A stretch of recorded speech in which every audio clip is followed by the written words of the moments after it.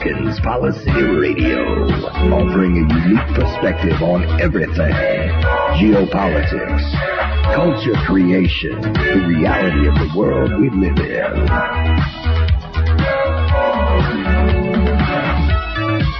Coming to you live from New York City, your host, Pierce Redmond.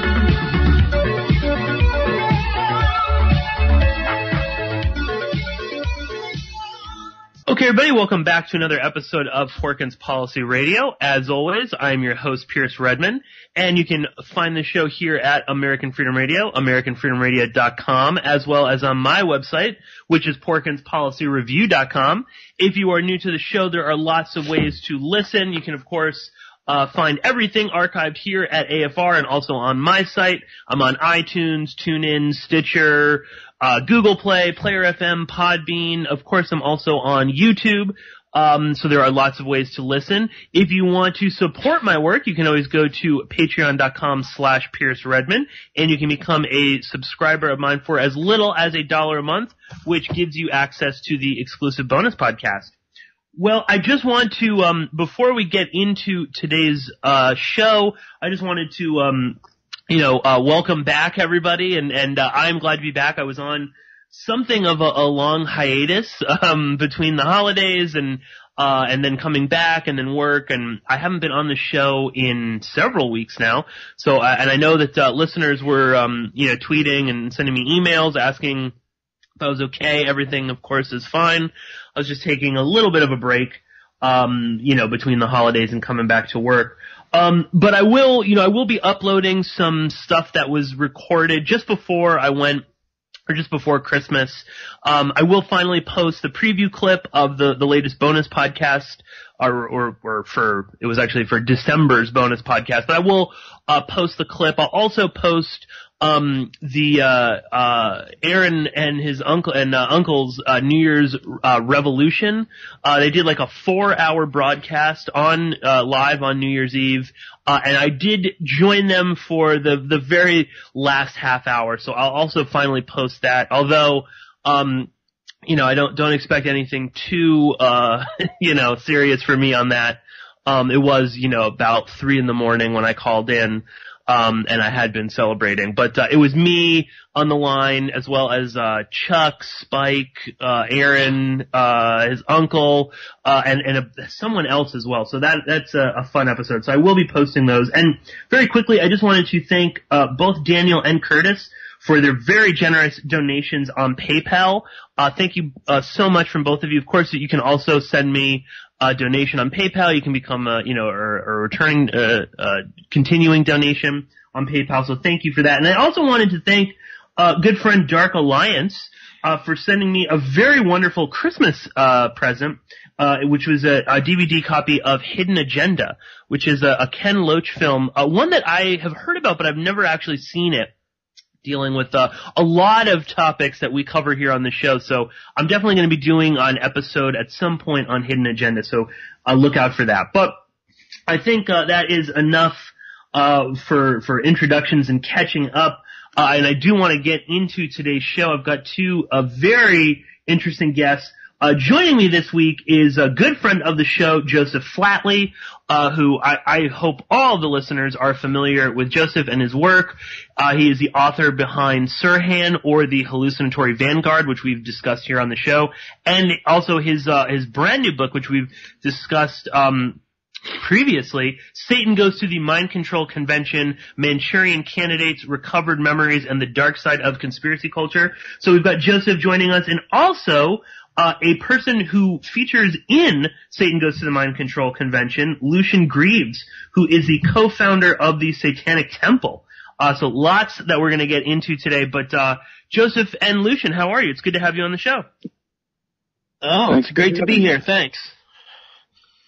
Excellent. Well, Lucien, since you are new to the show, why don't you tell the listeners a little bit about yourself?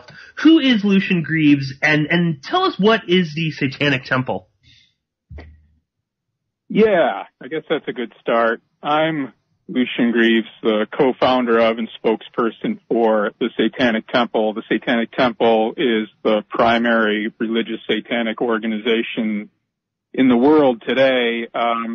You probably see some of our activities in the news, where in Oklahoma they were putting up a Ten Commandments monument on the public grounds. We offered a monument of our own to help ensure that pluralism was being respected and government viewpoint neutrality was being exercised. They ended up taking down the Ten Commandments monument. We're litigating on the same issue in Arkansas right now.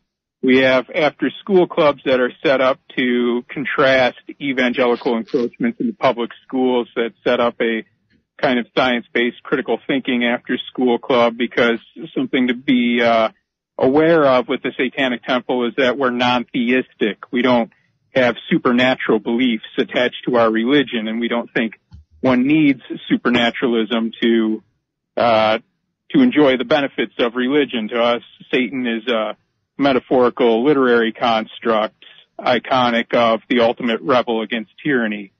So Satan to us stands up for personal autonomy and individual liberty, rather than as some kind of deity that we venerate and subject ourselves in fealty to. Excellent. And I know that when we were first talking about this, Joseph, and I'm sure you get asked this all the time, I did have lots of people wondering about the Satanic Temple, so it's excellent to have you on, Lucien. And this is sort of like I'm sure you get this question a lot, but, there does seem to be some sort of, aspects of the Satanic Temple that are a little bit kind of tongue-in-cheek. And I'm sure, I think it was like an interview I was reading with you where you were talking about this, where people ask you like, oh, is this a joke? Is this, is this like, kind of a free speech group? Is it this or that? But it's sort of all of those things, correct? Yeah, it's absolutely all of those things. And really for us, we've been at this for years, so of course questions come up again and again, but this whole idea gets rather tedious. The idea that if you so much as crack a smile, you don't have any authenticity into what, or any true belief or motivation behind the fights that you're fighting. That absolutely isn't true. We don't want to go through everything, kind of stone-faced and humorless as we go about everything, but, to be clear, it hasn't been easy, and some of the fights we're fighting we feel are against some very existential threats to our way of life, and we take everything we do very seriously, despite the fact that we're willing to embrace humor and have a good time at the same time. And I guess, and just for clarity's sake and everything, and I know that I'm going to have listeners, hounding me if I don't ask this question. The Satanic Temple itself doesn't really have any connection to Anton LaVey's Satanic Church, correct? Oh no, the Church of Satan is, to put it nicely, they're worthless. They don't do anything. They don't engage in the real world. They claim to be apolitical, and yet they make a lot of very explicitly political statements about the state of the world and how it should be satanically organized and that type of thing. But the Church of Satan right now is pretty much just a Twitter feed that posts memes and comments on any pop cultural reference to Satan and charges some $250 for a membership card that gets you no better access to their Twitter feed than anybody else has. Okay. Excellent. Well, let's kind of start with, how the two of you met. So people that have read Satan Goes to the Mind Control Convention, will probably remember, the convention that you were covering, Joseph, in Chicago. But give the listeners, expand this a little bit more and talk about how the two of you actually, met in Chicago. Okay, well, I came onto the story early this year. I had sent an email a message to somebody on Twitter wondering about the Satanic Temple's Gray Zone project, which is a project to basically track down satanic panic influences and goings on and document them. And And I had no idea it was connected to the Satanic Temple when I did. Not that I wouldn't have messaged them anyways. And I ended up just learning about the ISSTD. And for those who didn't hear our last show, it's an International Society for the Study of Trauma and Dissociation, and it's basically a professional organization for people that believe the worst crackpot science and and conspiracy theory based around multiple personalities and what they call repressed memories, which are really false memories. And I was just blown away that this kind of organization could exist. So as it so happened, like the next month they were having a conference in Chicago, and I went there to talk to some trauma doctors, so-called trauma doctors, and instead found, this like wonderful group of Satanists, and got to learn a little about that. It's just an interesting group, and I think they're doing important work, so I'm glad we can discuss them. Yeah, that's the twist in the plot. You hear about a religious group protesting against a group of licensed professionals in some kind of healthcare field. And I think your knee-jerk reaction is going to be that the religious group is on the side of pseudoscience or superstition, but this is kind of the backwards world we live in. Yeah, absolutely. And, we've discussed this before, but I mean, the fact that, the ISSTD is composed of some, kind of fairly eminent people, or certainly, well-learned people, with, PhDs and doctorates and stuff. It's shocking, the kind of utter nonsense that they peddle. Lucian, tell the listeners a little bit, about, the Satanic Temple's, experiences with the ISSTD, and maybe also even, figures like Colin Ross, who's of course, a prominent member or at least, deeply involved with all this stuff. But talk a little bit about the Satanic Temple's, relationship with these sort of groups. Because again, they are constantly talking about satanic ritual abuse and all this stuff. So give the listeners a little bit of a background, but, in terms of your, crusade against these people.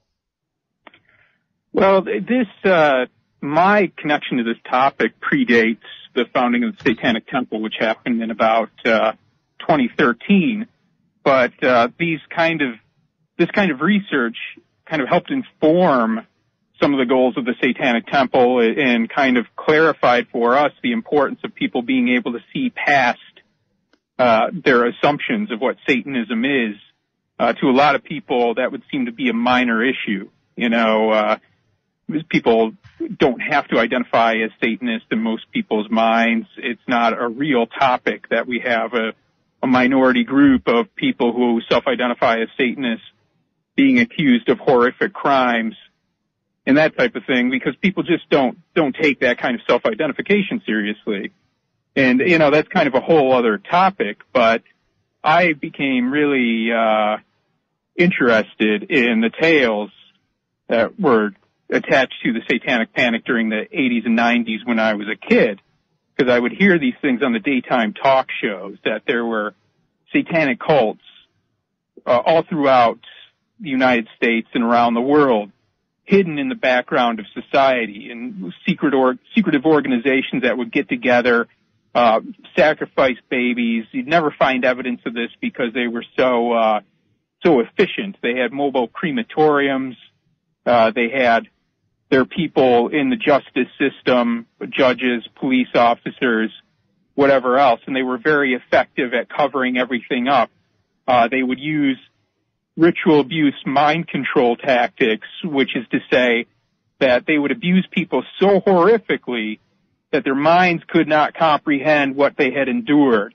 So these horrors that they had been subjected to would be relegated somewhere in their subconscious mind in a segmented area now of a new personality. They had fractured personalities, multiple personalities.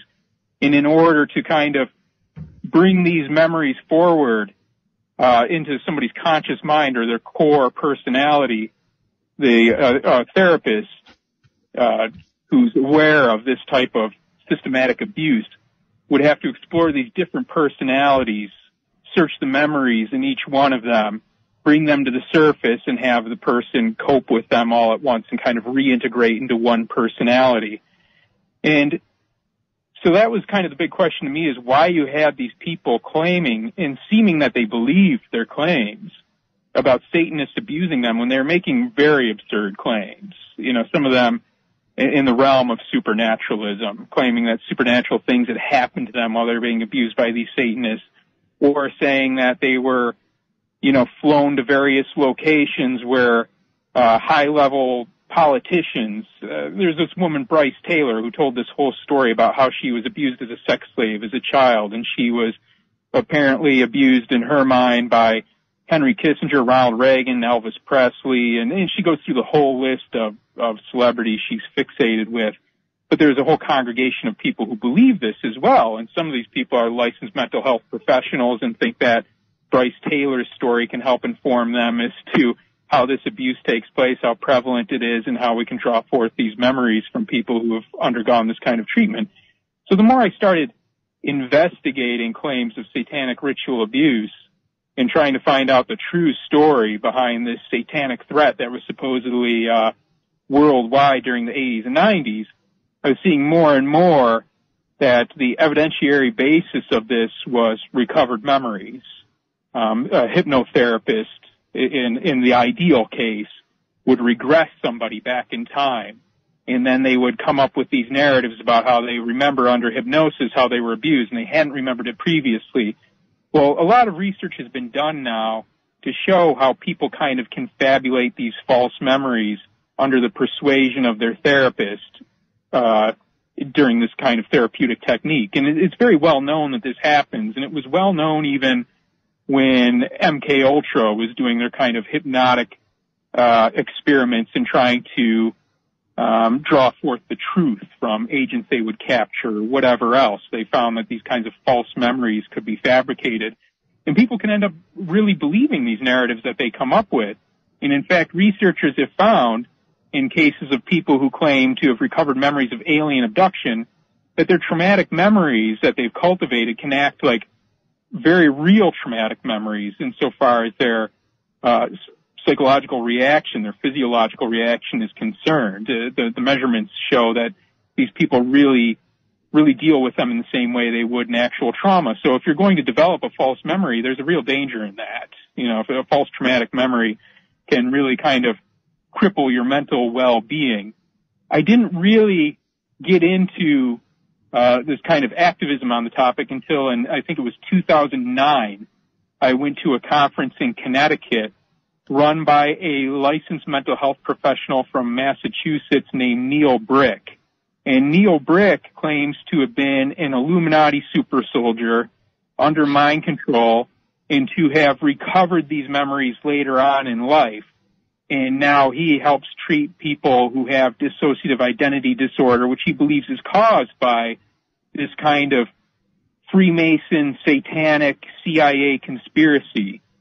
And I was appalled, not necessarily just because people believed these things, but because licensed mental health professionals were propagating these beliefs to people who felt that their authority made them legitimate arbiters of what the reality of this is. And the idea to me of somebody vulnerable, somebody who had perhaps been traumatized by sexual abuse or any other type of abuse in the past, going to a therapist to discuss these things and the possibility that the therapist could be telling them, well, I'm sure there's much more. We just need to dig deeper, you know, and soon you have this person persuaded by these crippling delusions that could keep them isolated from their friends and their family because, of course, you can't trust anybody once you learn that this conspiracy has overtaken your life. And to see the types of people who are coming to this conference and imagining what kind of dysfunctional lifestyles they must be leading based upon this completely debunked type of therapy is absolutely appalling to me. So I started researching more and more of the prominent characters in this whole fringe psychotherapeutic movement and writing about them. so at the time I met up with Mr. Flatley at the conference, they were well aware of who I was, and I had written quite a bit about a character named Colin Ross. And Ross, of course, would never speak to me now, but he did talk to Flatley for a while, and I was impressed that he got an interview with him.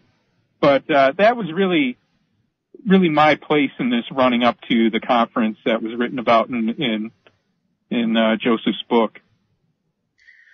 And Lucien, just tell us a little bit about, what the Satanic Temple is trying to do in educating people about things like the ISSTD, Colin Ross, the whole repressed memory movement.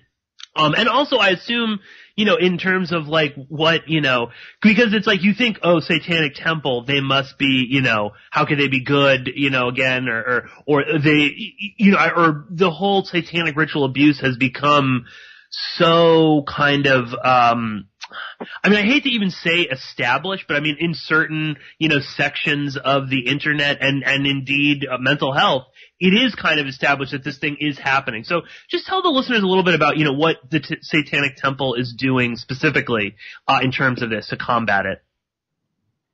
Well, we have this, kind of sub-campaign or subsection of the Satanic Temple called Grey Faction. You can see some of our work on greyfaction.org, which is kind of undergoing a revamping right now, but the old material is all there. So our research and articles are there. And we get together and we communicate with each other, and we do a lot of research right now, and that's what we've been doing for years. But we're also trying to explore ways in which we can lobby or contrive model legislation to help rein this insanity in. But for the most part, we feel that if we can expose this enough, that it's patently absurd on the face of it. And after a certain point, things are going to have to give. We've been filing complaints against some of the purveyors of the more bizarre and absurd conspiracy theories within the ISSTD, and we found that the licensing boards just won't do anything. They're just not interested, and I think if we can start getting enough publicity on it and we can start naming the agencies that have refused to take action against characters like Neil Brick or Ellen Lacter, who's another one I should talk about, that, the public, I think if the public really became aware of this through expose, it just couldn't maintain anymore. And I brought up the name Ellen Lacter, but that was one of the cases that the Grey Faction put a lot of work into, and we have a full kind of report about it on our website, greyfaction.org. But the Ellen Lacter case included a woman named Gigi Jordan, who was a multimillionaire in New York City. She was the heiress, I guess, of some kind of pharmaceutical company fortune, or had co-founded some kind of pharmaceutical company. I don't actually remember, but she was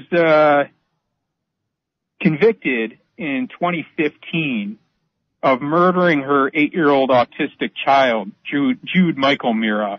And this actually got a deal, some deal of press, but the connection that the press never really kind of drew the connection between this murder of Gigi Jordan's child by her, the child's mother, to this kind of therapy. They could see that she was crazy. In her telling, she had murdered her own child to preserve him from the kind of tortures she felt that he was sure to suffer at the hands of some satanic cult that was stalking them. And she overdosed him on Xanax and Ambien and force-fed him a bunch of vodka to down it all in some kind of hotel room. And that was kind of the end of the story as much as the media was concerned. But the fact of the matter is Gigi Jordan, of course, was a very disturbed woman. She had these conspiracy theories about Satanists floating around in her mind, but she also couldn't come to terms with the fact that her son was severely autistic and nonverbal. And she really felt that there must be some way, especially given her financial status, that she could fix this child. So she got it into her mind that he wasn't actually autistic at all, but that what was being seen as autism was simply him having a severe reaction against tortures he was suffering at the hands of Satanists. Even though she herself admitted she had never witnessed these things and she was with him all the time, she still felt somehow that Satanists were torturing this child and causing him this kind of what she saw as this dysfunctional behavior and preventing him from learning proper language skills and things like that. So she went to some incompetent quack in Florida by the name of Carol Crow, who apparently believes in satanic ritual abuse causing multiple personality disorder, and they used facilitated communication to get a report from the child about these kinds of tortures he was suffering. And I don't know if you know about facilitated communication, but that too is a pseudoscience that has long been debunked. The idea is a kind of muscle reading Ouija board idea that a facilitator can read the subtle muscle movements by holding somebody's hand as they kind of wave the hand over a keyboard and determine which keys somebody who has very little physical control or is otherwise nonverbal means to press. So this facilitator is actually typing out the messages, and they have this idea that they're typing out the message intended by the person they're facilitating for, right? So they've done tests on this, of course, where they cover up the vision of the person who's doing the facilitating and then they type out gibberish, or they let the person who's nonverbal see an image and ask that person to report what the image is while the facilitator can't see it, and then they get it wrong. Right, so either wittingly or unwittingly, these facilitators are typing out bullshit. So they used this facilitated communication to get these reports from the child, Jude Mirra. So Jude Mirra was then taken to the FBI by Gigi Jordan, and the FBI thought Gigi was insane, obviously, and they had a hearing. They took her before a judge because they were trying to determine her competency to keep the child at all. And it's kind of heartbreaking to read because the judge, even in the transcripts, was saying that he felt it could be very likely that she posed a real threat to the child's life even, but that there just wasn't enough legally for them to prevent her from taking the child back. And she did take the child back. And she also went to a therapist, a clinical psychologist, actually, which means she needs a doctorate. I'm not sure where it came from. But her name is Ellen Lacter, and she's part of the ISSTD, and she was head of the ISSTD's Ritual Abuse and Mind Control Special Interest Group, which particularly talks about satanic ritual abuse, Illuminati conspiracy theories, that type of thing. And we don't know the content of the meetings that Gigi Jordan had with Ellen Lacter, but what we do know is that Ellen Lacter is a doctor, and Ellen Lacter is licensed, and Ellen Lacter very publicly makes absurd claims about the Illuminati and about the prevalence of a worldwide satanic cult doing terrible things. And we also feel that if Gigi Jordan didn't have that option of going to people who had that credibility of licensure to help feed these delusions to her, she might not have killed her child. And so we wrote a whole article about this and also explored some of the expert witnesses who kind of supported this story of satanic ritual abuse in the Jude Mirra case, which also included the ISSTD's Dr. Frank Putnam, who talked about the miracle of the facilitated communication, that they were able to get such elaborate messages from this child. ISSTD's own sweetheart, Bessel Vanderkolk, who was willing to attest that what looked like autism in this child could have been due to severe abuse. He was willing to testify to that in court during the case. And after we wrote our report kind of implicating the ISSTD in the death of Jude Mirra, all of a sudden Ellen Lacter's name was kind of scrubbed from their website. But they do have her speaking at their upcoming conference in April because they just don't care, and they just can't disentangle themselves from the conspiracy theory notions that drive their pseudoscientific ideas. No, the Jude Mirra case is, extremely disturbing, but also fascinating in the sense that, like you were just saying, Lucien, I remember when it happened. Obviously, immediately you're like, this mother is a complete fucking nutcase. I remember at the time I was completely unaware of the influence of the ISSTD in this, these people like Lacter and others that were, reinforcing these sort of ludicrous things. And it's interesting that wasn't that moment that kind of, brought the whole house of cards down when it comes to the whole repressed memory. And again, these like licensed doctors feeding, in this case, a very mentally unstable woman, exactly what she wanted to hear, and then, it resulted in this horrific thing. And, I don't know if you would know this, Lucien, but is this like, does Lacter talk about this anymore? Is this like, would you reference this as like a failure of her therapy or what? Do you have any sense of how she feels? She does not talk about anything else. Look her up. There's interviews with her, and she is obviously deeply disturbed. She is a deeply disturbed woman. She's terribly delusional. She's deranged. And she's a danger to anybody who might come to her for help. I think a lot of people just don't take mental health seriously, and a lot of people are too quick to write somebody off who's going to believe something that Ellen Lacter would tell them is already crazy and not worth their time. And I think that's tragic because these people who deal with recovered memories and tales of satanic ritual abuse and engage in this kind of pseudoscience, they often invoke sexual abuse as being the root of the problem. When they're kind of digging for past traumatic memories that could have caused for somebody's alleged multiple personalities or whatever else, they're usually looking to dig up horrific memories of sexual abuse.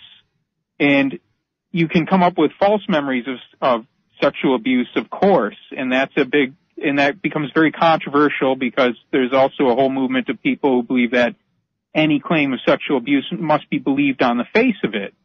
But then on the face of it, you also have claims of satanic cult conspiracies and the Illuminati being attached to this and that type of thing. And the conspiracists know that once you set that kind of prohibition on critical inquiry, that they have that kind of opening, that they have a shield against kind of critical scrutiny, and they take advantage of that.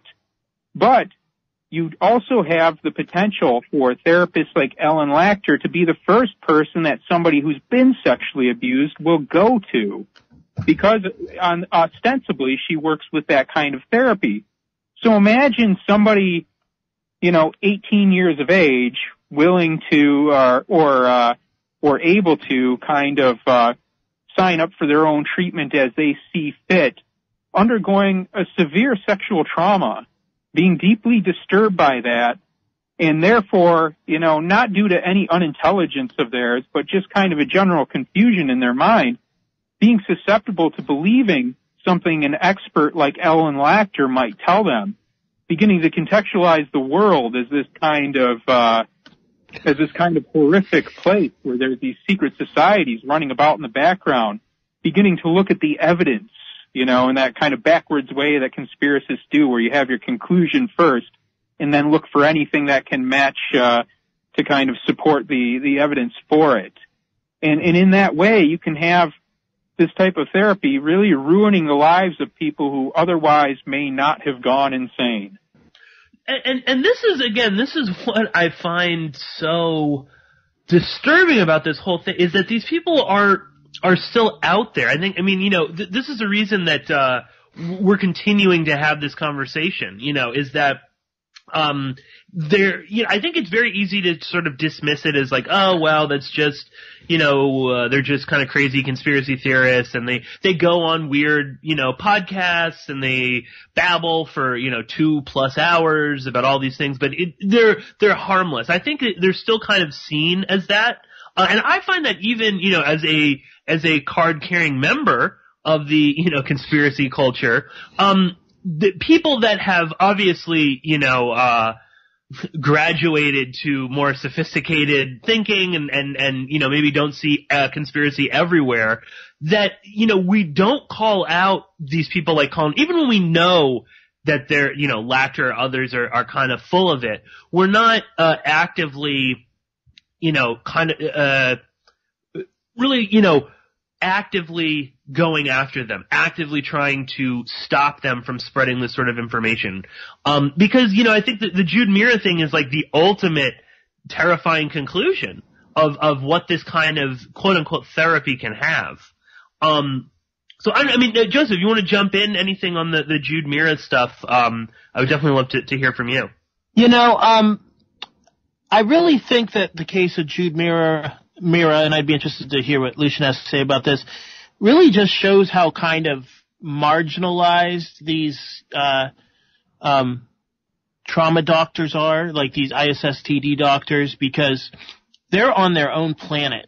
And, and it's like nobody notices them if you're kind of in legit science or legit mental health field, because you're not really engaging with their ideas because they're crazy. So you might have them, they're kind of solid off by themselves, and they can do a lot of damage that way because, there's absolutely no oversight. Well, and then again, like the same thing, like within the conspiracy culture, enough people aren't being like, this is fucking nuts. We need to actually do something about this.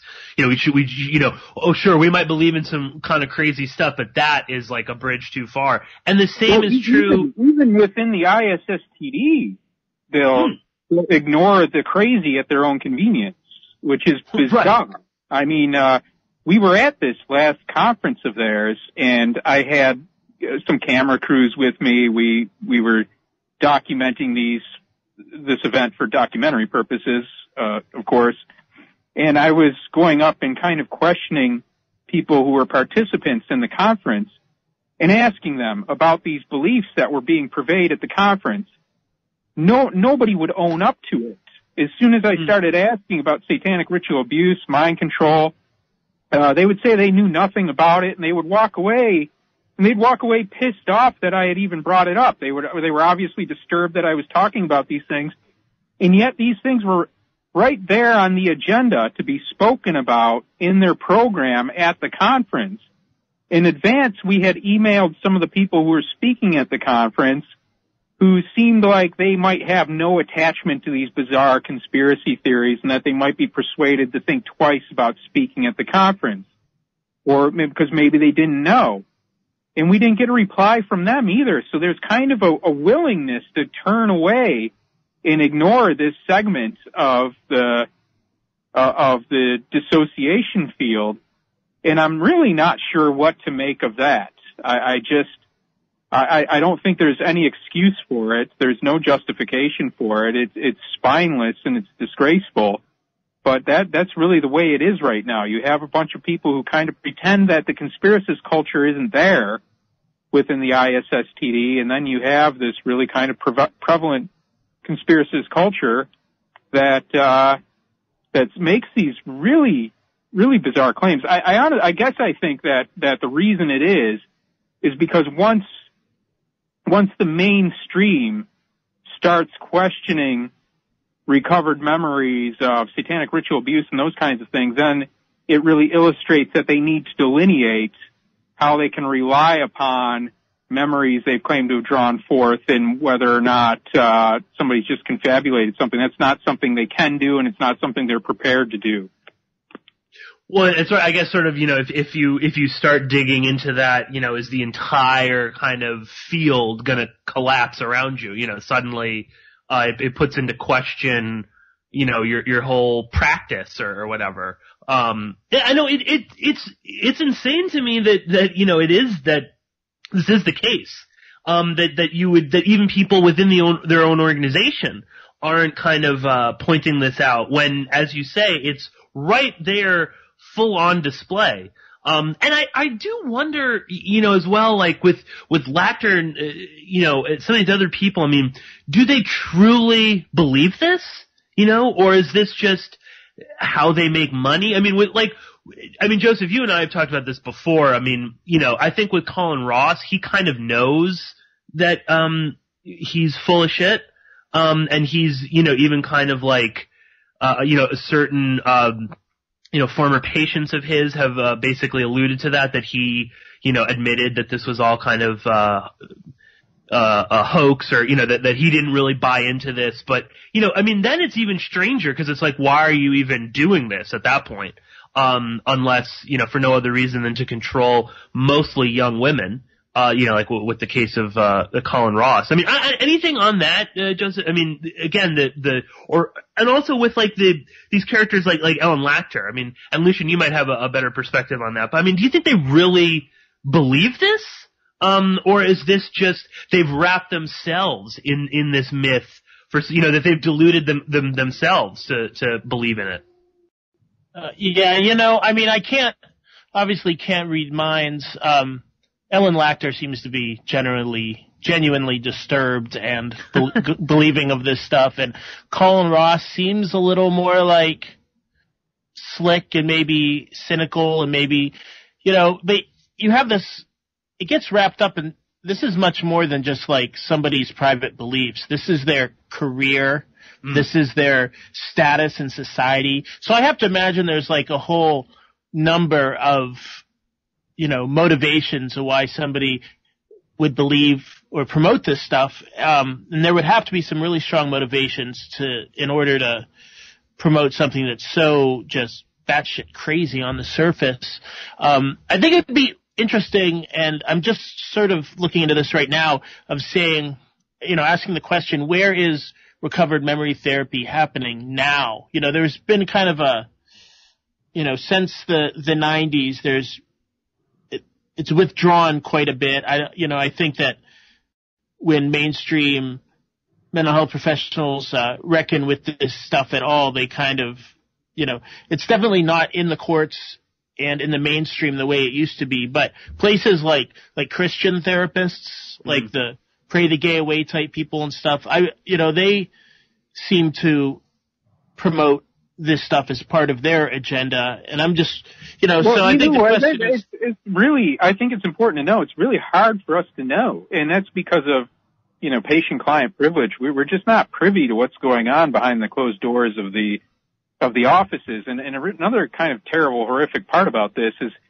here we are saying that something terrible is happening to these people, but a lot of times when people have this kind of overarching narrative to explain everything in the world as well as their whole lives, they feel like that's healing to them. They're made the heroes of this narrative about a fight against the ultimate evil, satanic ritual abuse and things like that.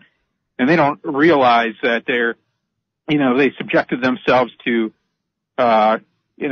putting lead walls up around their house, or, otherwise doing paranoid things that really are counterproductive and have a negative effect. So we don't know how much recovered memory therapy is going on. And if you ask the ISSTD now, they're likely to say that recovered memory therapy, for one thing, isn't a thing, because even though there are therapists who look to recover memories, they claim that there's no such therapy protocol known as recovered memory therapy, and that's just something that people who promote the idea of false memories advocate for, even though it is descriptive of something in reality. But in any case, they'll also say that their practice really has nothing to do with that and isn't dependent on that, and that was an old-timey thing. However, then we go to these conferences, and you'll see that there is seminar after seminar about hypnosis and about recovered memories.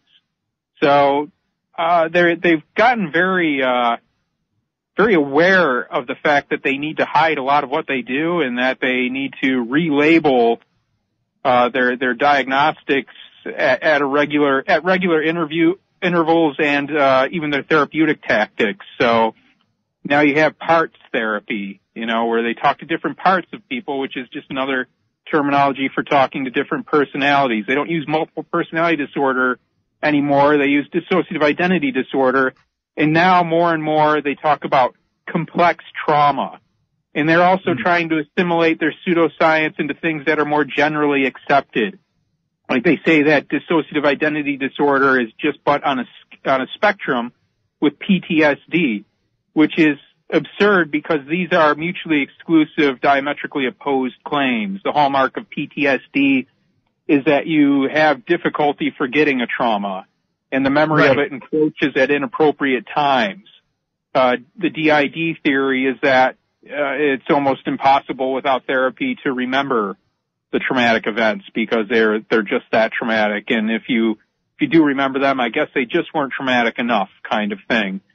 So in this way, they're really trying to kind of conceal all the elements that have been debunked from the Satanic Panic, but carry them out no differently than before. Yeah, and that's what seems particularly disturbing about this is their constant rebranding. And I think that they're, you were just laying out there, it doesn't, they're not using the sort of descriptive phrases that we're all familiar with when the repressed memories and multiple personality disorder. I mean, these are all the hallmarks of the kind of Satanic Panic. They've they seem to have kind of updated them, made them a little bit more sophisticated, and I think kind of vague. I think this parts therapy sounds, like just so crazy, but I think, it's passing. People are not taking notice of it. And I do wonder if there isn't, going to be like if a resurgence is really the right, word for this, but, this is going to kind of continue on, but be, even more difficult to sort of spot out in the open. Well, there's kind of a hilarious anecdote here. More and more, I'm encouraged that, I see science programs and little vignettes put on educational documentaries talking about the malleability of memory. And I think people understand a bit better now that the idea of false memory construction is legitimate. But what was interesting is at the conference that Joseph and I were both at, this last ISSTD conference, kind of illustrated the malleability of memory. Our Chicago chapter of the Satanic Temple, who was working on this Gray faction protest against the ISSTD, had a mascot that was a pig. So this big pig kind of came along to stand outside the hotel room with some of the protesters from our Chicago chapter before the police came and everything else. And the pig comes walking up in his harness and just stands there with some of our members who held up signs and did a performance art type thing to kind of illustrate the problems of the ISSTD or draw some public attention to it. And soon one of the speakers at the conference, Michael Shurter, was tweeting about how we had a man dressed up as a pig dancing outside of the hotel, and that there was something really abnormal about this, and there's clearly something wrong with us. A way to kind of evade the issue, I guess, is just to kind of talk about the imagery and say that you object to it. And then later on, that turned into some detractor of ours online claiming that bestiality had been performed on a pig outside of the conference itself. So these people who deny that there's any kind of malleability to memory and that a memory is absolute gave us proof positive that such isn't the case. Well, and along the same thing, I mean, the reality of false confessions in when you're being interviewed by the police, that is become widely accepted that this happens all the time. And that in a way, I mean, I think, that also kind of applies with this whole thing, where again, you can get a false confession from someone in like an hour of, pressing them and there's all sorts of very manipulative practices that the police can use to get you to come up with a false confession. It's just like, how could you not believe that a therapist, could use the same coercive techniques to implant a false memory. In the 80s, there's a high-profile case of a man named Paul Ingram, whose daughters went to some kind of Christian counseling camp where they were told that I think they were introduced to the book Courage to Heal, which says, if you so much as have a feeling of empathy towards somebody who's been raped, you've probably been raped and don't remember it, kind of thing. Mm-hmm. And they came back making accusations against their father, who said that he hadn't done these things, but he was really confused as to why his daughters would say this. He didn't think for a moment that his daughters would willfully accuse him of something so heinous. So he was brought in for questioning, and he was made to be convinced that he himself had repressed the memories of having molested them because it was traumatic to him as well. So, this is kind of if it weren't so grim and horrific, there'd be that kind of comical element for, just this absurd idea permeating every level from the accusers to the accused, where they're kind of running off with this fiction and nobody's standing up to say that this is absolute bullshit. Mm. Well, and that case also, again, brings up another important point that should be made when discussing the repressed memory field and stuff, is that this also, it destroys families. And you've written about this in the book, Joseph. But this can, it can destroy people's relationships with one another. Even like you've talked about like the targeted individual, this, I don't know, disorder that people have. It can also infect a family where, you've got, one sibling that believes this, goes to see someone like Colin Ross. They get roped into that, then they bring their other siblings there, they get roped into it. You can kind of just see how this can unravel, very quickly. And that to me is just like the biggest thing is like this, particular therapy in air quotes is destroying families. It's shocking that that you can still even practice it. We're coming up towards, the first break, but Lucien, you might have a better perspective on this. What about things like the American Psychiatric Association? Do they ever look into this? Are they ever you would think that some of these people would lose, like Ellen Lacter. How did she not lose her license? Well, that's a good question. That's something that perplexes us to this day, and that's something we really want to bring to the public consciousness and outrage people about. They should not have licenses. And even when they have their licenses suspended, they usually get them back in a short amount of time, and they only get them suspended when something really egregious happens and somebody does get hurt. But it shouldn't take it going to that point. People should work from, therapists should work only from empirical evidence to begin with, and ostensibly they have standards that do dictate that, but it's not being followed at all. And it takes political pressure to get the APA to actually change anything. Unfortunately, pressure from the vantage of empirical evidence doesn't seem to do it for them. You can write peer-reviewed article after peer-reviewed article, and it just doesn't matter to them until there is a bunch of people holding signs and defaming them outside their doors.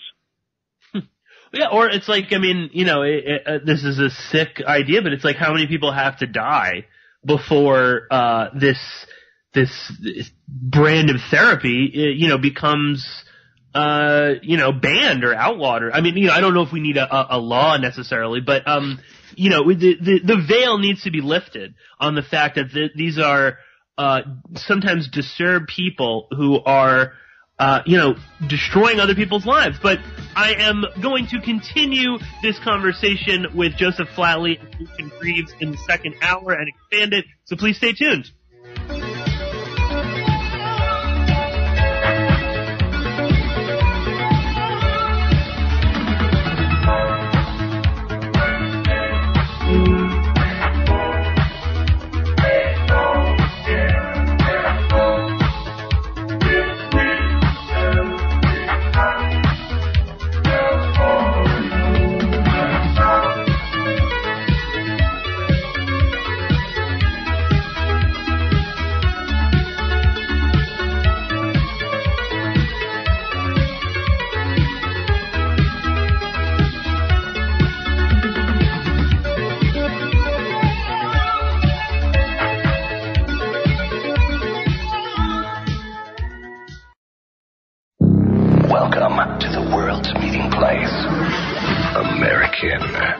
using narcotics. Freedom.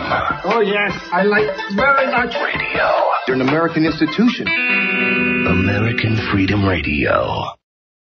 Quality, value, style, service, selection, convenience, economy, savings, performance, experience, hospitality, low rates, friendly service, name brands, easy terms, affordable prices, money-back guarantee, free installation. Free admission, free appraisal, free alterations, free delivery, free estimates, free home trial, and free parking. No cash, no problem, no kidding. No fuss, no muss, no risk, no obligation, no red tape, no down payment, no entry fee, no hidden charges, no purchase necessary, no one will call on you, no payments or interest till September.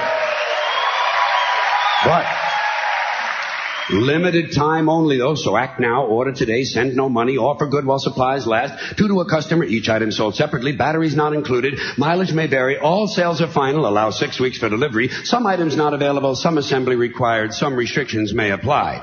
So come on in. Come on in. Come on in. Dang it. So come on in for a free demonstration and a free consultation with our friendly professional staff.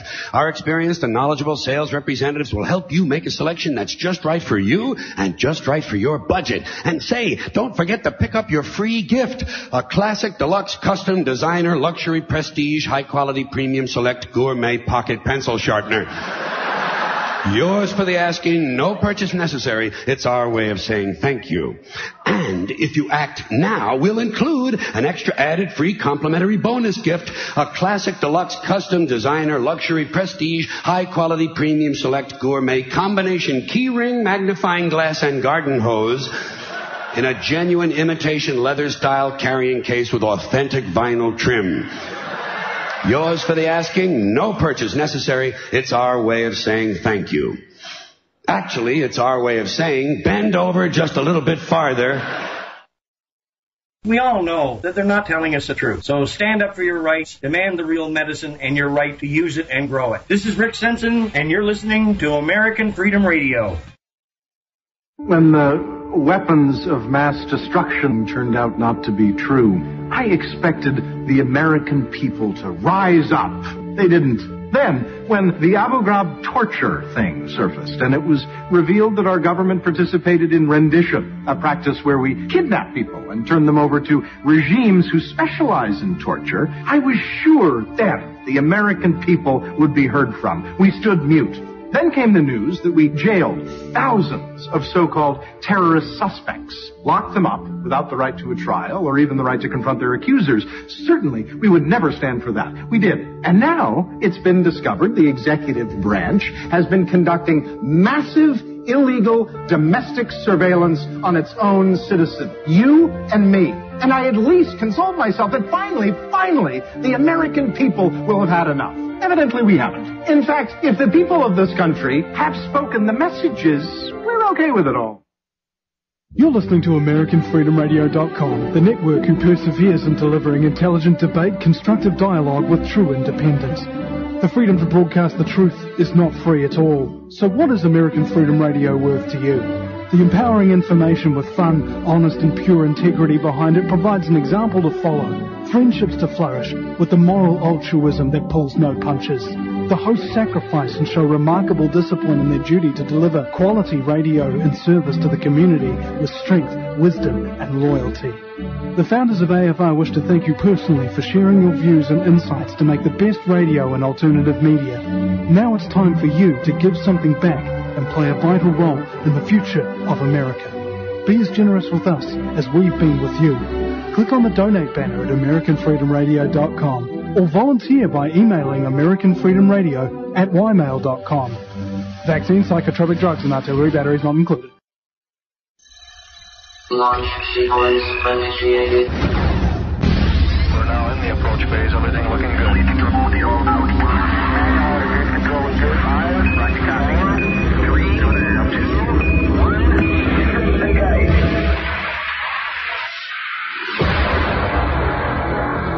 Prepare your mind to experience American Freedom Radio.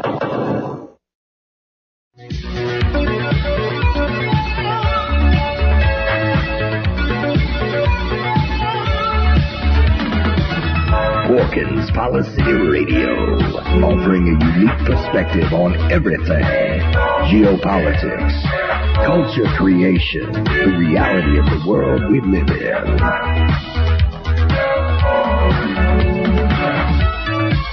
Coming to you live from New York City, your host, Pierce Redmond.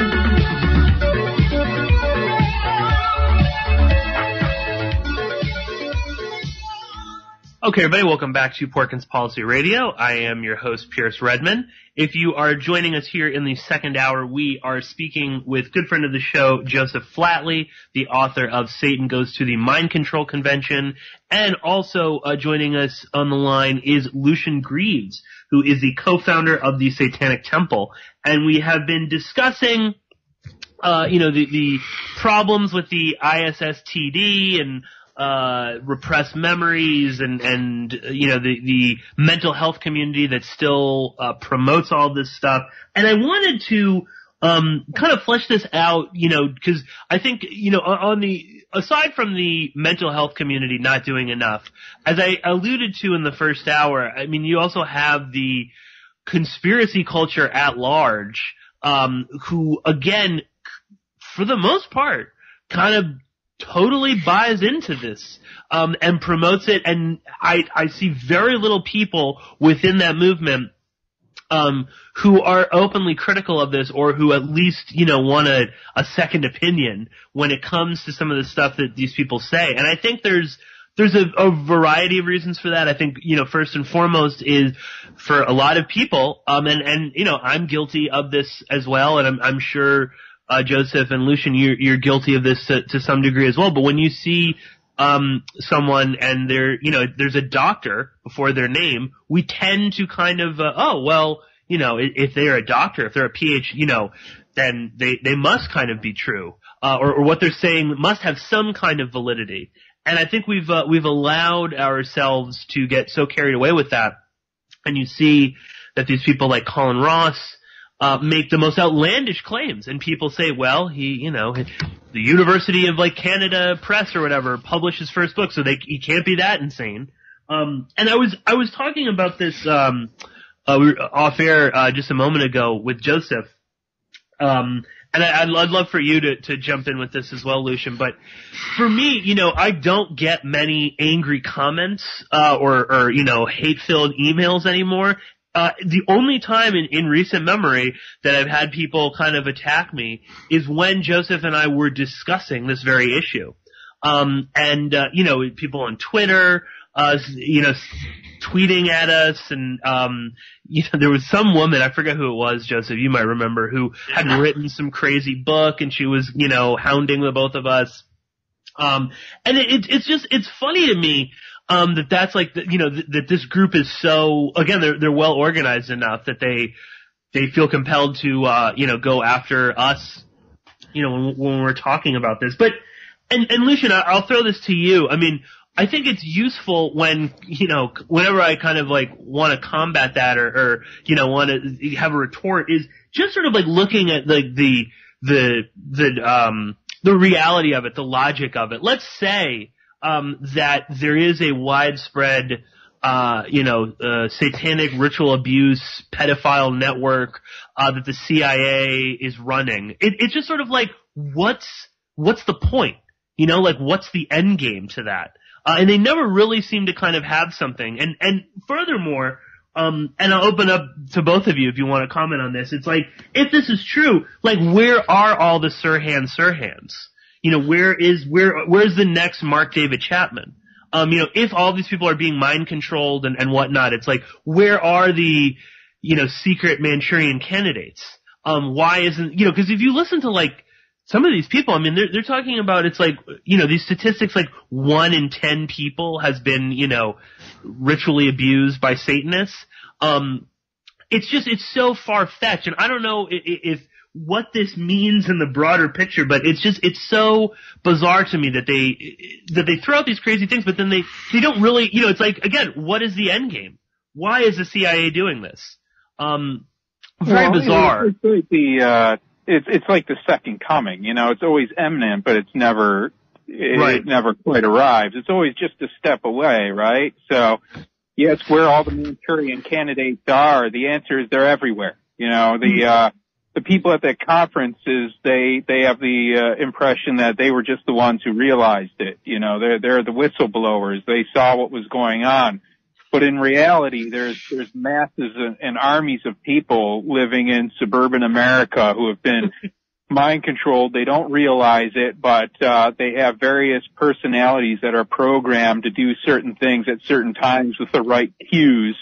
And when the time is right, you know, they're going to be engaged towards this ultimate plot to kind of overthrow world civilization and bring it under the subjugation of this Luciferian New World Order. I think that's kind of the common narrative, and the narrative kind of differs in different camps, but that generally is where it is. I mean, the question for me is if we take this idea that all these recovered memories are legitimate and need to be believed at their face value, we're not just believing claims of satanic ritual abuse. Obviously, recovered memories have a lot to say about alien abduction in past lives. So we need to kind of revise our entire thinking about the physical universe if we're going to accept this type of memory as being absolute historical truth. It's funny, you were just, it just kind of occurred to me when you were talking there about this belief that, they're everywhere, that everyone is a potential, mind control victim that could turn, if a particular cue or something is activated in them. And, it reminds me, again, like the conspiracy culture is obsessed with things like the Matrix. In the Matrix, basically, same thing. It's like a really like dark, pessimistic worldview where it's like everybody is a potential threat. And it strikes me that it's similar with this whole repressed memory, Manchurian candidate stuff, is that it's like everyone is a potential enemy. And like you said, the people at the ISSTD are just the smartest people in the room that were able to see this. But again, that's a really dangerous, worldview or perspective to have. Well, I think it's interesting. You brought up the idea of them being obsessed with the movie The Matrix. And I went to a lot of conspiracy conferences, particularly because I was interested in the recovered memory angle of certain conspiracy subcultures, and talked to people who believe they were abducted by aliens and things like that. And I thought it was interesting how often Hollywood movies were invoked. So I think you have a certain kind of personality where if they empathize with a narrative well enough, they think that there's a real literal truth to it. You know what I mean? They kind of have this fundamentalist mindset about all of fiction, to the point where in this UFO conference I went to, it came up several times, this idea that Hollywood was putting messages in the movies because they kind of wanted to acclimate people to these ideas that, there's kind of, in the same way that the New World Order is going to eventually arise and trigger all the Manchurian candidates, some subset of the UFO culture believes that their kind of, day of reckoning will come with disclosure. We're always close to the government admitting and the aliens coming forward and revealing themselves, that type of thing. And movies was one way of doing that. And it was absurd because I was in this abductee support group, and this one woman, I swear I thought she had to be fucking with us at first. She came in, she had all these drawings of aliens she had encountered. And one drawing was an obvious drawing of Yoda from Star Wars. The other was E.T. from Steven Spielberg's E.T. And then there was a Chewbacca character, and all throughout these kinds of high-profile Hollywood aliens. And not only was there a drawing of Yoda, but she had it labeled as Yoda, and she said to the attendees, "I called this one Yoda." And I was thinking, oh, come on. This has to be, I guess I'm not the only interloper, and now there's a hidden camera thing, and this is supposed to be hilarious or whatever. Right, yeah. But as she went on, I was horrified to see that she was authentic, and she believed this, and she said, obviously, this is in alignment with what we've seen in the movies, and she explained this whole kind of theory of hers as to why these were in the movies and why this was important for the Hollywood agenda to bring us closer to disclosure. So that's kind of a common thread throughout some of these subcultures, is that movies give a type of literal truth. Yeah, I did a story about 10 years ago talking to people who were building and purchasing doomsday bunkers out in Kansas and out west. And whenever I asked them, how did you get into this, they started listing movies that they had seen, the Book of Eli or movies dealing with the end days. And that's just, I think there's a certain subset of the culture that's where people get their philosophical ideas, is popular culture. And now the internet, which I just Googled David Shurter, because during the break me and Pierce were talking about him, and it says people always search for John DeCamp and Lucien Greaves, so you're in pretty good company. Oh, well, David Shurter was putting out videos about me where he was talking about me 5 times a day for a while. I couldn't even keep up, but other people I knew were interested, and they were kind of filling me in on the narrative every now and again, and he would have these bizarre flip outs where he was digging up rocks in his yard because he was sure that they were being used as conduits for some kind of government weaponry or whatever. It was really bizarre. I have no idea what's happened to that guy lately, though. The last I saw, he had been posting these videos about how he was going to be run out of town for abusing his neighborhood or whatever. He had been power washing everybody's houses because he felt that their houses had been covered in some kind of veneer that was also used as a conduit for government weaponry or whatever. Wow. Really, really over the top. But this guy, as sane as he is, he was a speaker at a SMART conference, I think, in 2010, 2011, 2012, somewhere around there. So his story he was telling was being taken seriously as something that could help other people who it's unbelievable. No, that's what's crazy, with Shurter in particular, is, again, he is everyone that has a, fairly popular or popular conspiracy podcast radio show will want to have David Shurter on. And even people that I admire, respect, people I've worked with in the past and stuff have had him on because he is so, as wild and out there as he is, there's for whatever reason, there's some validity to what he says. There is, people believe that he really is part of this, widespread network, and, and they, mix, the Franklin cover up and all this stuff, again, they're all sort of connected. And that Shurter is someone to be believed. Even when he's doing weird things like going around power washing everyone's house in the neighborhood or digging up rocks and things like that. Imagine you're a doctor and you treat schizophrenia and you do that kind of research to find what the neural correlates, genetic correlates are to schizophrenia, and you put on a conference and you bring somebody with schizophrenia out and you say, now this man for the past 10 years believes he hears the voice of God. And we think we can learn a bit from his experience by him telling us what it's like to have these voices in his head. And all of a sudden you find that in the room full of doctors who've also supposedly studied schizophrenia, they're raising their hands and asking questions like, well, I find it compelling that you speak to God. Does God give you any insight into how we can treat schizophrenia? That's the level of frustration I feel at seeing somebody like David Shurter speaking at conferences where people actually have licensing and treating people with mental health problems. That's the level of absurdity.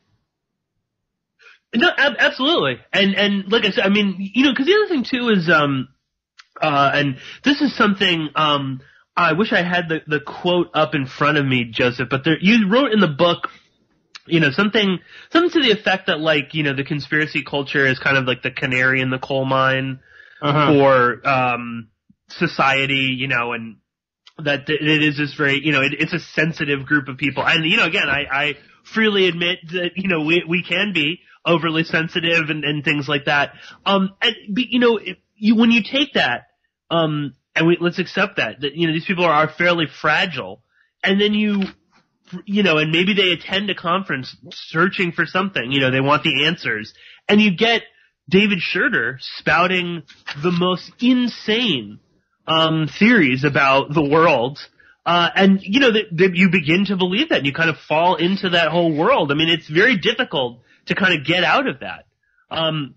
So again, you know, along with you know, mental health professionals that are pushing this kind of garbage, you've also got, you know, on the other side, you know, David Shurter doing the same thing, and reaching thousands and thousands of people, you know, with the internet. You know, and again, it's crazy how many people will have him on and will listen. Even when, like, if you listen to, like, more than, like, 2 or 3 David Shurter interviews, his story is never the same twice. You know what I mean? Like, there's always something more crazy or more fantastic, you know, and you can just tell that he can't really, you know, there's no way that he can possibly remember, you know, all of the lies that he has sort of told over the years, or delusions. So, you know, you can just tell that he's kind of making this up as he goes along. Well, worse than that, at a certain point you realize too that this isn't a moral stand that's being taken, because if you back somebody into the corner on these beliefs they have about recovered memories and ritual abuse and things like that, they'll back down and say that all they're saying is that sexual abuse is traumatic, and if you're even questioning the conspiracy theories, you're opening the door for these types of abuses that they decry to be propagated, because you're lending skepticism to any case of sexual abuse, which is absolute BS to begin with, and very insulting. But David Shurter, he had gotten it into his mind that I, in particular, was everywhere. I was watching him. He's been in communication with me nonstop. I guess he thinks that anybody who leaves a comment about him online is me. Phone calls that have come to his house are me. People who've looked at him funny at the grocery store or whatever else are agents of me. And I honestly haven't checked in on much of his material at all. But shit, I forgot where I was going with that. Well, no, I know what you mean. I know what you mean with him. I mean, I mean, you can't really win with people like that either. I mean, that's what I think I found so bizarre, Joseph, like when we first covered this, was like the people that were like complaining about, you know, it's just sort of like, but how do you even respond to that? Because basically, like you were just saying there, if you question any part of this of the conspiracy, and you could even believe in the sort of overall, you know, there is this global network of pedophile Satanists that work with the CIA and MI6 and Mossad and the banks and all that, you know, blah, blah, blah. You can kind of still believe that, but even if you, like, question or critique one kind of aspect of this, you're instantly labeled as, you know, you're either a dupe or you're a spook. You're part of this. You're working for it. I remember where I was going. You know, the moral position about just being against child abuse or whatever else. Anyways, Shurter was incessantly invoking my name for a while, and I got an email from somebody at one point who claimed to be a relative of his, saying that they had a copy of a letter he had written apologizing for molesting his nephew.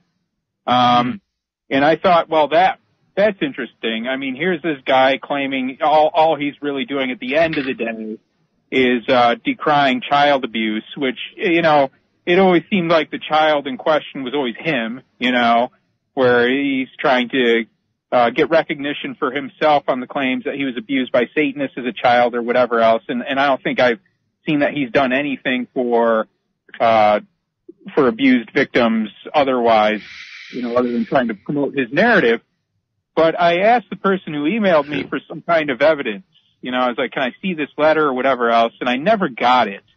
But then Shurter was hammering on me in the comments of something at one point, and I decided just to take the gamble, and I bluffed him, and I said, hey, somebody reached out to me, and I have this copy of this letter you had written, saying you admitting you molested your nephew. And he owned up to it immediately. And he said that he had done it, he had only done it under mind control. He went on with some bizarre story about how he had been forced to light a man on fire and some other thing, so he had... Well, I've heard that story. Yeah, he'd only molested his nephew under duress. So this idea that at the end of the day, really, they're just trying to out people who have molested children, doesn't really add up when they have an admitted molester in their ranks or speaking for them. Oh, well, that's, the same, you see that, it's so in your face with the, a lot of these, like, alt-right, alt-light characters that are, all concerned about, the pedophiles and things like that. And then, in their own ranks, they're beset with, sexual predators and rapists and abusers. And that's just kind of like par for the course. And you do also kind of wonder, there is something, I think, when, people that are so obsessed and take such a hard line, and it's all about the victims and we gotta stop the pedos. You do wonder, like, what are you really, trying to say here? Or, is this sort of like... Well, it's like the anti-homosexual preacher, right, and you have the guy at the pulpit hanging on the Bible saying we have to stop the homosexuals and it's an aberrant behavior. And that's all they talk about, and the whole world seems to revolve around their anti-homosexuality. None of us should be surprised anymore when they're caught in the public stall with a dick in their mouth, because that's what it's all about. And it's certainly like that when I hear some of these people ranting on with their fantasies about secretive pedophilic cults. I do begin to think that they're very much similar in nature to the pulpit anti-homosexual. Yeah. Oh, 100%. It is like, are you covering up for yourself? Is this a distraction? Or maybe you are so good at, finding the pedos because you yourself are. That's what I found, so fascinating with, like, the Pizzagate theory, which I think kind of, which does sort of line up with the satanic panic, where, again, at Comet, Ping Pong, they were performing all sorts of devilish rituals, downstairs with these kids and stuff. But, that whole thing originates on 4chan, where you totally could go and find child pornography if you wanted to. Like, that was one of the things that was, people on 4chan went there for that very reason. So, it's laughable that this supposed, child sex ring gets exposed by 4chan. And again, it just made me think, like, oh, well, yeah, if Pizzagate were true, it's like, oh, of course it got exposed by 4chan, because, it's full of those exact same people. But I think it gives them access to the material too, while even being able to kind of convince themselves that it's for a greater good, that they even have anything to do with it. I would see this kind of really fantastical child sexual abuse involved material that would come out of things like Neil Brick's SMART organization, things like that. There was a little comic that was supposed to be for survivors of satanic ritual abuse called Turtle Boy and Jet the Wonder Pup, which is this really deranged comic that had these pornographic drawings in it, and and the theme was this disturbed child sexual abuse. And I was thinking that the twisted people who are really subscribing to this were probably able to even deny to themselves that they were titillated by it, but I do think that that was some kind of at least unconscious motivation in their attachment to the material. Yeah, that whole like genre of like Bryce Taylor and Candy Jones and those supposed memoirs of like CIA mind control victims. Kathy O'Brien. It's porn for like born again Christians. Yes. Like there's like, aside from the conceit that it's supposed to be like an expose, it's just really bad porn. Right. It's just as transparent as those old-timey 1950s for educational purposes only videos. Right. Now we will explore the underground of lesbian culture by watching two women make out and softcore pornography for 45 minutes straight, so that we have a better understanding of this evil that's permeating society. No, definitely. The titillating aspect of it is so perverse and so. I mean, talk about people that should be seeing real therapists. To kind of parse out why this is happening and why they're doing it. And again, I found that really to be the case. Particularly with the Pizzagate thing, and then the spin-off, the much darker one, Twittergate, which was going on at the same time. Where this was really like an excuse for these people to research this in air quotes, to look into this, because they're trying to stop it. And I think, there is this, it's like an excuse for them to kind of, whether they are consciously or subconsciously doing this, it's an excuse for them to kind of be in that world, to observe this kind of stuff and and get away with it. Which is really dangerous. It's scary that people are kind of falling for that, over and over again.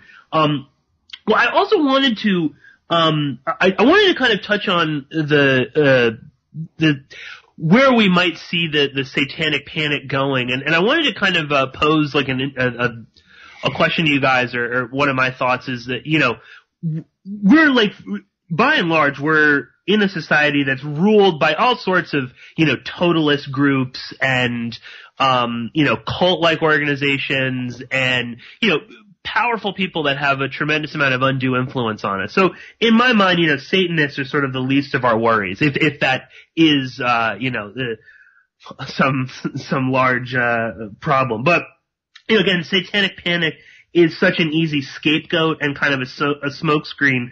But I think that we are so manipulated constantly by society. We are under so much undue influence by, corporations and politicians and all this stuff, that it does make us very susceptible to charlatans like Colin Ross. And I think it makes us, more susceptible to politicians and other people that are trying to, gin up scare tactics and all sorts of boogeymen. And I've found it fascinating, the kind of like immigrant panic that we're seeing right now, as we're rolling into like almost 30 days of the government shutdown, and we need this border wall, and to me, and I'll throw this to you first, Lucien, and get your thoughts on it. To me, this seems to be like the new satanic panic is now immigrant panic, where everywhere you go, there could be a potential MS-13 gang member that's ready to rape and kill you, and only Donald Trump can help us. And again, there's that sort of like only the smart, initiated people can see the forest for the trees, and that's why we need to, get this wall and all this stuff. And it even kind of reached like a satanic panic level, a little while back. There was this stupid vigilante group called Veterans on Patrol, which is run by this guy Michael Meyer, who's a pretend veteran. He's not even a total, he never served in the military at all, but he pretends to be a veteran. Yeah, and he found this homeless encampment in Arizona that he claimed was part of some Clinton-run Pizzagate pedo, rape camp. And there were all of these sort of racist overtones about Mexicans in Mexico, and that this was part of, they're smuggling white children into Mexico through this thing. So I'll just kind of throw it to you, Lucien, for your sort of take on this. But I mean, do you see that as sort of like the new kind of like panic, and do you see any overlap between the kind of immigrant panic that we're seeing everywhere with the sort of satanic panic of the 80s and 90s? Yeah, I mean, once you get into this topic, you're going to be seeing the parallels everywhere. But I think kind of a great irony of this is that you have, like in the case of the ISSTD and the Satanic Temple, you have a group of people saying that there's these satanic cults and they're mind controlling people and ruining their lives, and that they're everywhere and nobody's doing anything about it, but they are. And we're saying that's not happening, and we're kind of revealing what's going on.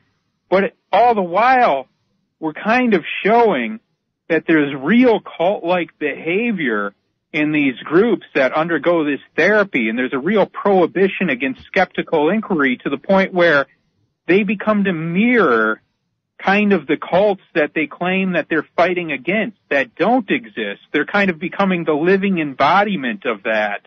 And in a certain way, you see that with the evangelical theocrats as well. They're fighting an individual enemy that's going to bring this satanic tyranny upon the whole world. And that enemy isn't there. But by fighting against this enemy that's not there, they're really becoming exactly that. And I think that's kind of the most interesting backward outcome of all of this that we see. And people really need to get beyond just deciding who the good guys and the bad guys are based entirely on symbols and traditional norms. They need to see what the outcomes are and what people are really going through and what's really for the greater good and what has science on its side and what does not. No, the reality that, these therapists and whatnot and their practices are truly become like cults, I mean, it would be laughable were it not so kind of disturbing and sad and tragic. I made this point, I think the last time we talked, Joseph, like if let's say MK Ultra never truly ended, if it is still ongoing, it's like Colin Ross is totally, and a lot of these people are using the exact same techniques that were originally pioneered by some really disturbing psychiatrists in the 70s and 80s in MK Ultra. So it's funny that they're sort of employing this sort of, stuff. They don't see the irony of it, that they're using the same techniques while exposing, all of these CIA, mind control things. And Joseph, I just wanted to get your take too on the whole like immigrant panic. And anything you want to add to that? Well, I mean, it's just seems to be a matter of, somebody with political power using hysteria to keep or grab political power. And, I mean, hysteria, that's what the satanic panic was, it's on all levels, it's people working through their weird issues, I think, and people trying to profit off of other people's weird issues. I think that's kind of where we are as a nation. Like, that's what we're like working through some serious issues, and people need to start, like Lucien said, paying attention to the outcomes and to what's actually happening as opposed to like the florid language that is being used by people in power or ruthless people that are trying to get one over on you. Yeah, absolutely. I hope people will do that. Lucien, is there anything, we're getting up towards the end, the final half hour here. I mean, is there anything else that you wanted to add specifically on, what we've been talking about? And I would also love to, kind of get your perspective on where you see a lot of this stuff moving in the future. And what are some of the things that the Satanic Temple, is campaigning about right now? What are some things that you see on the horizon that we should be more concerned about? Well, we're still campaigning for reproductive rights, which we find under assault, especially now with the rise of the theocrats in the United States. And I think this is really the issue of this kind of theocratic overthrow of liberal democracy is no small thing, and I don't think it's hyperbolic that I make these kinds of comments at all. So we have a lot to work on with all the campaigns we already have in place. But another thing we're working on doing right now is trying to put together a subsection of the Satanic Temple similar to the Grape Action campaign that we have, where we're going to have a committee of people who do talk about lobbying, model legislation, and how to do actual activism, how to get people to actually get things to change through the system rather than just waving signs and protesting about them. I think we've kind of seen activism become confused with protest in the United States to the degree that it's kind of crippled both of them. People feel like they've done their part if they put some grandstanding statements on Twitter or if they go out amongst the mob waving a sign. But I really feel that some of the recent protests in American history have squandered a lot of energy because they had no petitions behind them. They had no clear goals. They had no demands actually being made. They were just kind of like generalized issues being brought to the fore. And because there was no real call to action, it was just easily ignored. And people felt like they did their part. They went home. The administration could ignore it and go about their business, and nothing needed to change. So we really want to fight more and more to litigate for our point of view and get policy into place that is more in line with defending individual liberties and the things that we really deeply care about. Right now, we're kind of up in the air waiting to see what happens to the organization based on the documentary coming out about us, which is premiering at Sundance in under 2 weeks now in Utah.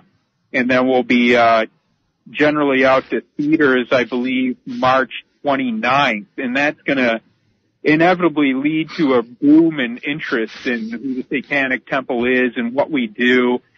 But insofar as fighting for the Grape Action campaign, we really do want to start petitioning the APA and other oversight organizations and see what kind of legislation we can push for more oversight or more standards to be followed by these organizations that license people to help the mentally vulnerable and make sure that that's actually what they're doing and that they're really not doing any harm. And there's certainly a lot of work to be done. And one thing that we can really attack are the continuing education units they give out at conferences such as the one that the ISSTD puts out. I think Joseph wrote about this in his book. There was one of the fellows we had with us who paid admittance into the conference and sought his continuing education units as, I believe, a social worker. And he went to some of the lectures where they were talking about Illuminati mind control. And I think one of the lectures was crazy enough to be talking about interdimensional quantum portals or something like that being opened up by the New World Order or Illuminati plot. And, you know, nothing of actual educational value, talking about empirical research within peer-reviewed journals related to our understanding of behavior and emotion or anything else. And he received continuing education units for that. And I think that's something that if people were more generally aware of, it would have to stop. You know, that would just have to come to a close. This is not educational, it's not helpful, and they shouldn't be promoting these ideas. No, I do remember in the book when you were writing about that, Joseph, I almost fell out of my chair that any college or social work agency, anything like that would consider something as outlandish as, like you were just saying, interdimensional portals and the Illuminati and the global pedo world order. That would even, I think it is they just, I hope they're just unaware of it. Because if they are aware of it and they're considering this continuing education, I mean, then we need to have a serious look at the state of our education system here. I just have to wonder, what does it take for you to lose your license? What does it take for you to face censure? And I have to wonder if the people who are, subjected to this form of therapy, if they weren't a vulnerable population, would they actually have somebody stepping up for them, or is it just that they're marginal? I feel like I actually have an answer to that. The only thing that can get you to lose your license is fucking a client, it seems. That's it. That seems to be the only thing they care about. Any other than that, you can be guilty up to and including murder. And even one of the speakers at the ISSTD conference last year, she had one of her clients living in her house. And that's that's already unethical to begin with. But she introduced that client to another person she let into the house, and one client raped the other. And the speaker from the ISSTD conference didn't report that, and then it ultimately came to light. And I believe she only had her license suspended for 2 years. There's maybe even less than that. And even the case of Bennett Braun in Chicago, and there were, and that was a case study that was aired on 2020, 60 Minutes or whatever else, where he had convinced a woman named Patty Burgess under the influence as an inpatient of mega doses of psychotropic drugs and recovered memory therapy that she had been involved in cannibalism and this ritual cult behavior that was intergenerational, and that, all of this thing was in her past, and that she was part of this bloodline of Illuminati, and, with her recovered memories was a whistleblower on all these things, and she was really caught up in all of this. And then she kind of got her senses back around her, came off the medication, tried corroborating some of the things that were supposedly memories, and came to, realize that this was all absolutely false. And this was a high-profile case. This was, like I said, it was covered in news, and it was part of what helped the Satanic Panic fall out of fashion back in the 80s and 90s, this case falling apart, because Bennett Braun is actually one of the founders of the ISSTD. And he lost his license, but I believe that was only a couple-year thing as well. It's certainly no more than 5. He's in practice now, I know that. Joseph might remember, maybe read about it more recently, but I know it certainly wasn't a permanent thing. And some of these, and they have no apology for what they've done. They make no guarantees that they've adjusted their thinking on this beyond making sure that they have legal safeguards in place. And that's the kind of disgraceful place we're at in all of this right now. No apologies issued, no need to revise anything. Now at those conferences we'll hear people talking about how to avoid legal issues, but they're not owning up to any problems with their methods or techniques.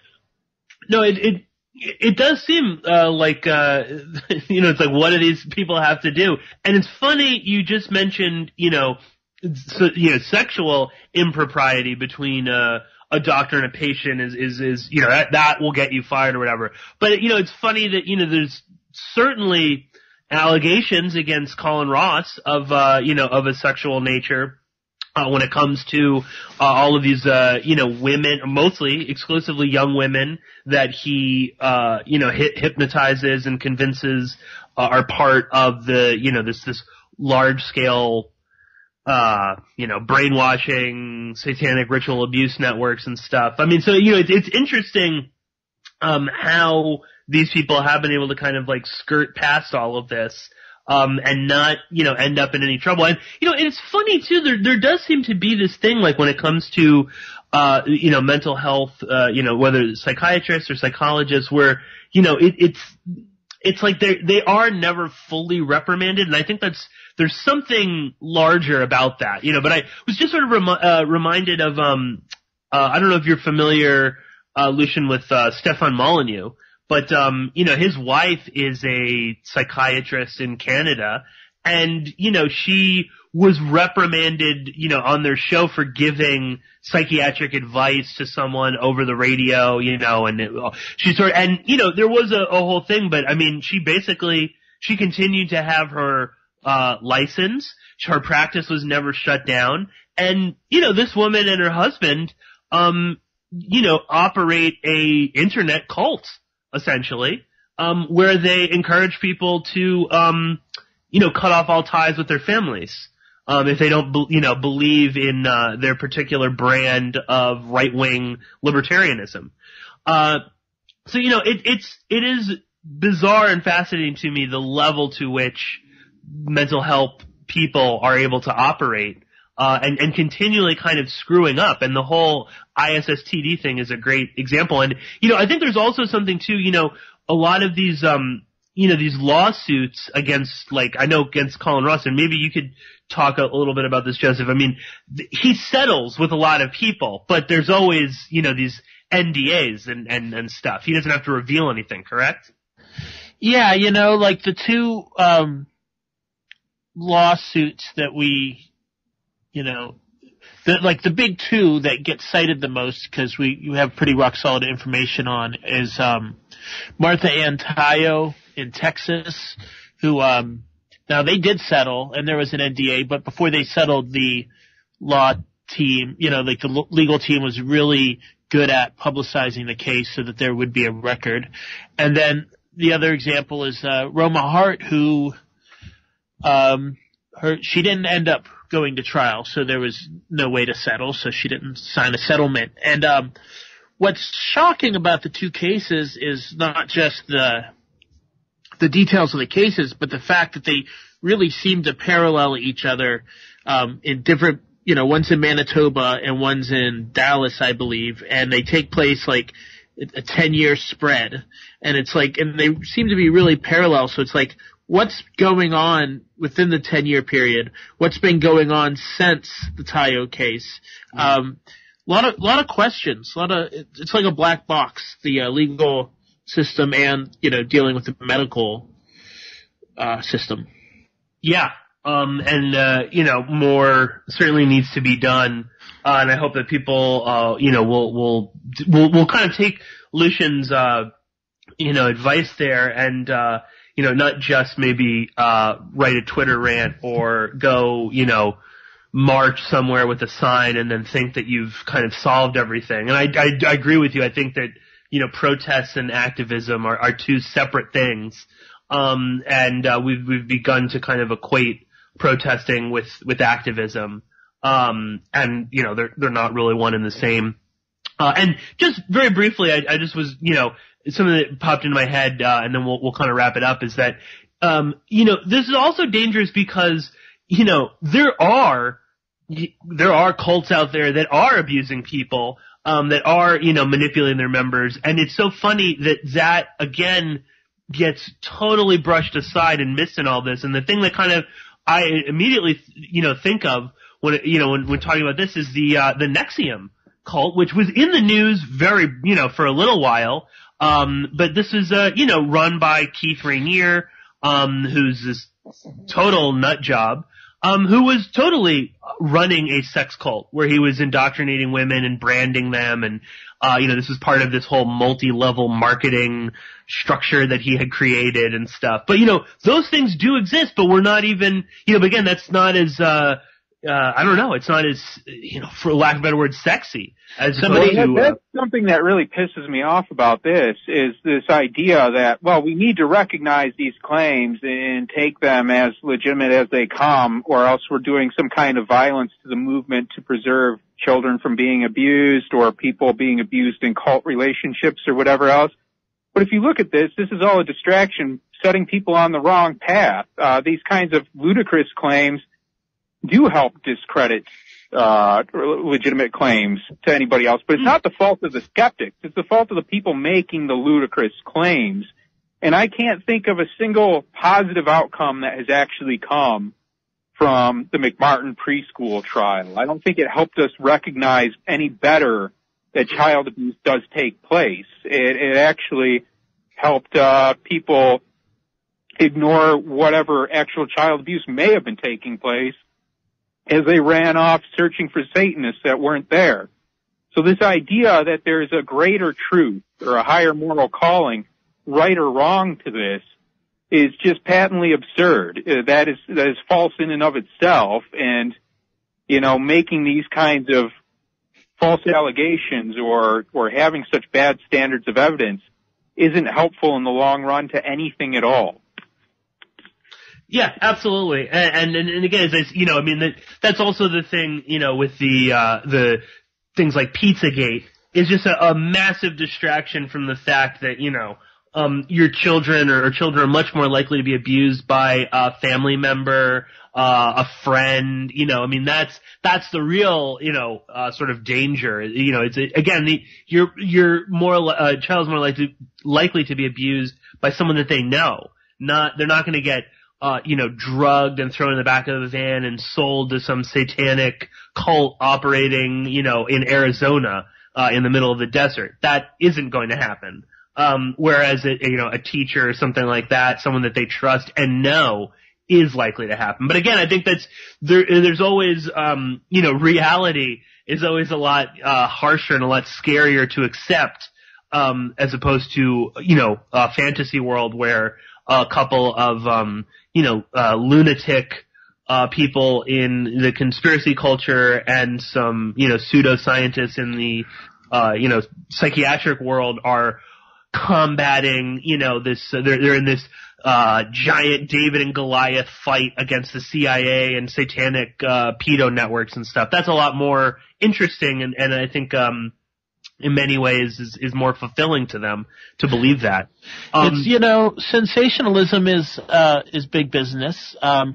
There's a reason that the satanic panic, the reason we all know about it is Oprah, Geraldo, Sally Jesse.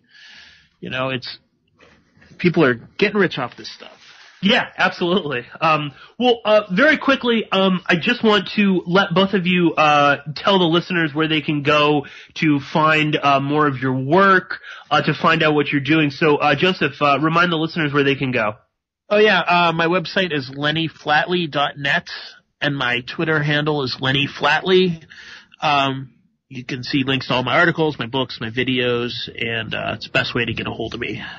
Excellent. And, Lucien, please, let the listeners know where they can go to, learn more about the Satanic Temple, about the stuff you're doing, you know, your own, personal stuff, anything you want to, include to the listeners.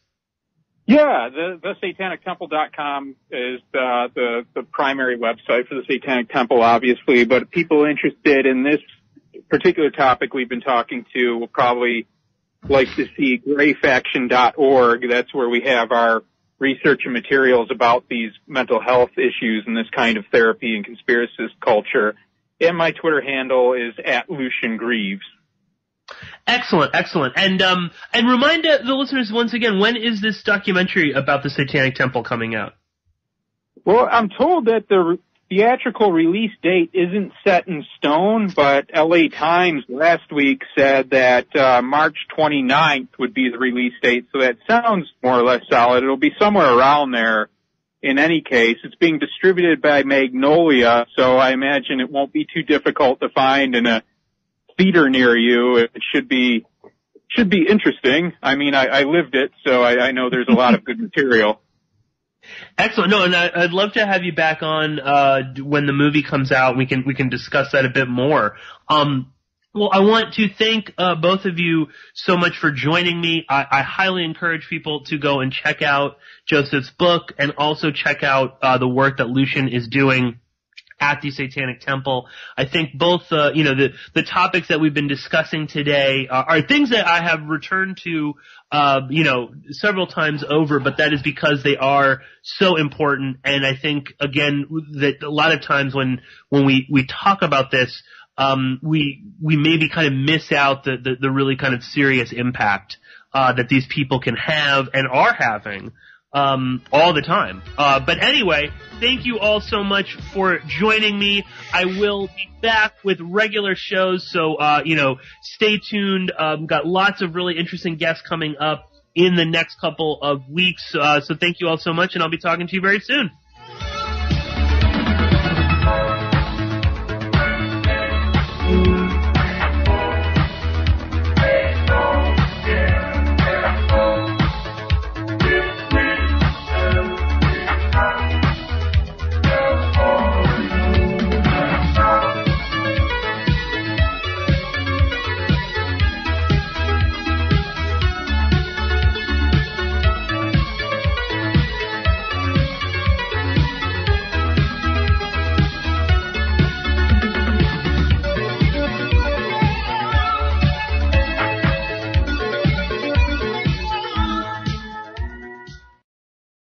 No rules. No rules. No taboo topics. No taboo topics. No fear of doom. No fear of doom. We are American Freedom Radio. American Freedom Radio.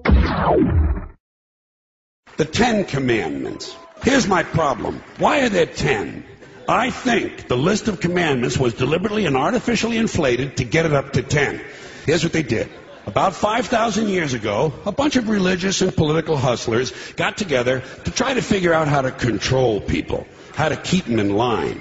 They knew people were basically stupid and would believe anything they were told, so they announced that God had given them some commandments. Up on a mountain, when no one was around, God had given them the 10 Commandments. Why 10? Why not 9 or 11? I'll tell you why. Because 10 sounds official. They knew if it was 11, people wouldn't take it seriously. It's a political document artificially inflated to sell better. 10 is the basis for the decimal system. It's a decade at the top 10, the 10 most wanted, the 10 best dressed. So having 10 commandments was really a marketing decision. We all know that they're not telling us the truth. So stand up for your rights, demand the real medicine, and your right to use it and grow it. This is Rick Sensen, and you're listening to American Freedom Radio. Everybody talking about gun control. Gotta get rid of the guns. I like guns. You got a gun, you don't have to work out. I ain't working out. I ain't jogging. You don't need no gun control. You know what you need? We need some bullet control. We need to control the bullets. That's right. I think all bullets should cost $5,000. You know why? Because if a bullet costs $5,000, there'll be no more innocent bystanders. Every time somebody gets shot, they'll be like, "Damn, he must have did something." So they put $50,000 worth of bullets in his head. And people will think before they kill somebody. If a bullet costs $5,000, man, I would blow your head off if I could afford it. I'm going to get me another job. I'm going to start saving some money. And you a dead man. Tell the truth. Don't be bullshitting people. There's enough bullshit as it is. In fact, there's just enough. Did you know that? There's just enough bullshit to hold things together in this country. Bullshit is the glue that binds us as a nation. Where would we be without our safe, familiar American bullshit? Land of the free, home of the brave, the American dream. All men are equal, justice is blind, the press is free, your vote counts. Business is honest, the good guys win. The police are on your side. God is watching you. Your standard of living will never decline. And everything is going to be just fine. The official national bullshit story. I call it the American okey doke. You're listening to AmericanFreedomRadio.com, the network who perseveres in delivering intelligent debate, constructive dialogue with true independence. The freedom to broadcast the truth is not free at all. So what is American Freedom Radio worth to you? The empowering information with fun, honest and pure integrity behind it provides an example to follow. Friendships to flourish with the moral altruism that pulls no punches. The hosts sacrifice and show remarkable discipline in their duty to deliver quality radio in service to the community with strength, wisdom and loyalty. The founders of AFR wish to thank you personally for sharing your views and insights to make the best radio and alternative media. Now it's time for you to give something back and play a vital role in the future of America. Be as generous with us as we've been with you. Click on the donate banner at AmericanFreedomRadio.com or volunteer by emailing AmericanFreedomRadio@ymail.com. Vaccine, psychotropic drugs and artillery batteries not included. Launch sequence initiated. We're now in the approach phase. Everything looking good. Control the all out. Control is good. 5. Roger, copy. 3. 2. 1. Engage.